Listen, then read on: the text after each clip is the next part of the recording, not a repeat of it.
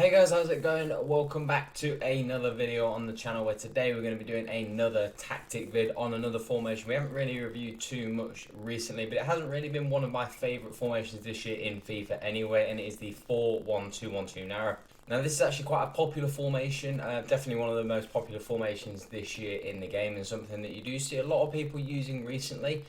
For me personally, it's not a formation I've had a lot of success with. It doesn't really go along with the kind of way that I like to play FIFA. It doesn't really suit my style of FIFA, but that doesn't necessarily mean it is a bad formation. So starting off with the tactics, these are the tactics that I settled on, and as you guys always know, for me personally, I don't really experiment too much with tactics. I think because I've got something that kind of works for me, so I kind of just sort of mirror it in a lot of my formations that I do try. Something I do try and experiment with is obviously the width when we're talking about defensive and offensive. Now in this formation that is quite key because obviously we do have just a narrow team. We don't have any width in our team. So something like a 7 width I find is quite good. Just allows your midfield to spread out a little bit. Obviously you don't have any wide players, you don't have any wide midfielders or wide wingers. So you don't really have any width in this team.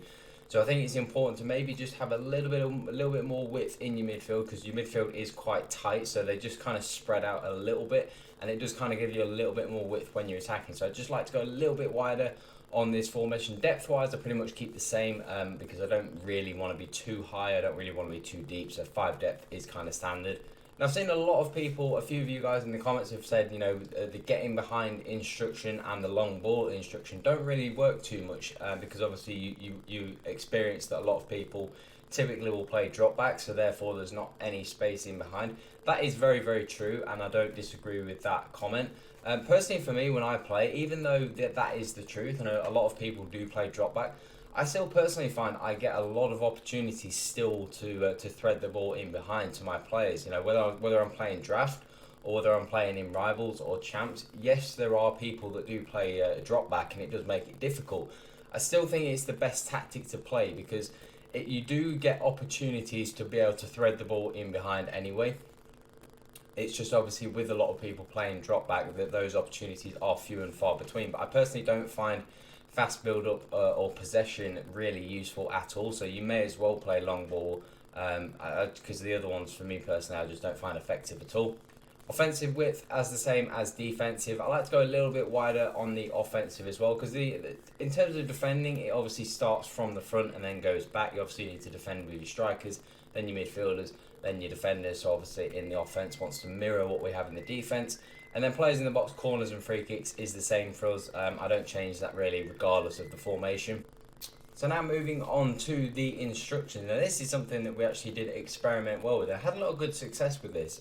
As I said, 4-1-2-1-2 is not necessarily a formation that I'm really that keen on, but this is definitely a formation that I did play quite well with. Now the fullbacks are obviously very, very important in this formation because obviously you don't have any width, as I said before.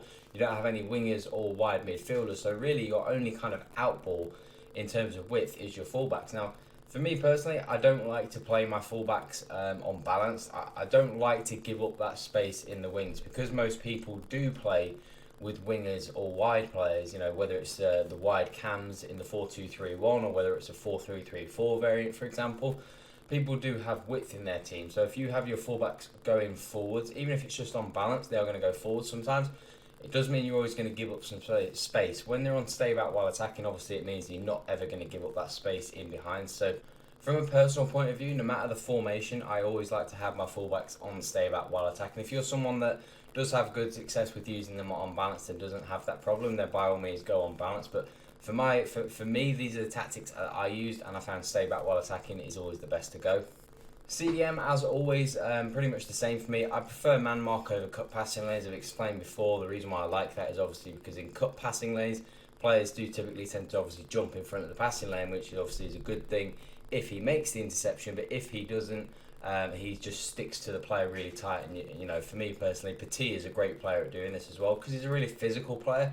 Man mark works a lot better on really physical CDMs, and obviously the fact that he's quite a physical CDM, man marks really well, and obviously stay back while attacking as well.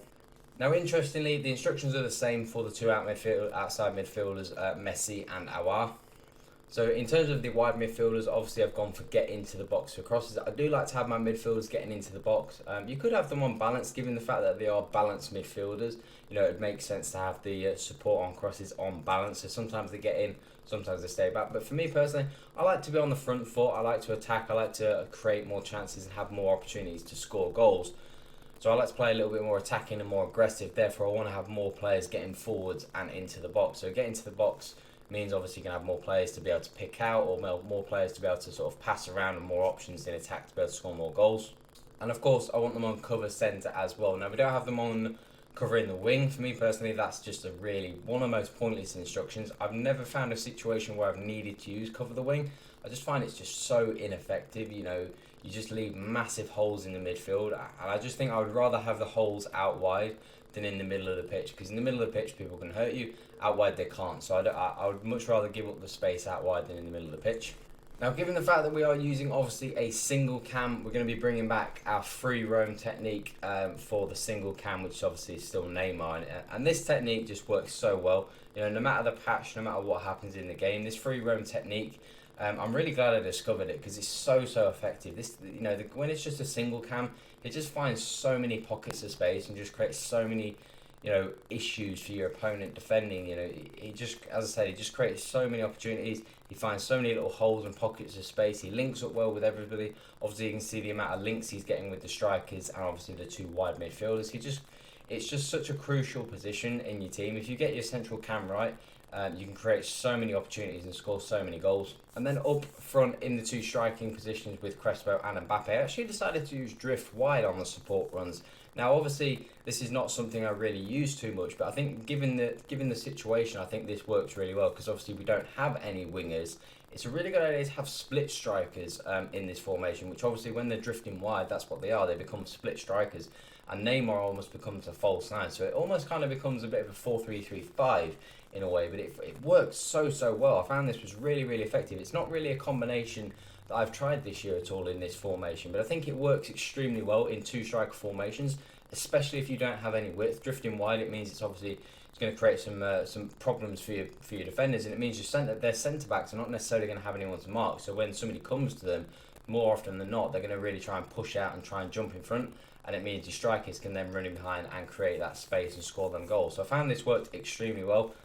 And I actually tried my two attacking runs on a mixed attack as well. You know, given the fact that a few people did obviously say that they thought, you know, getting behind was quite pointless, I still found that of the techniques, it was still the most effective. I still found that getting behind was the best way to play. But I did try it on mixed attack with drift wide, and I actually found this was a really good combination. So I actually settled on it.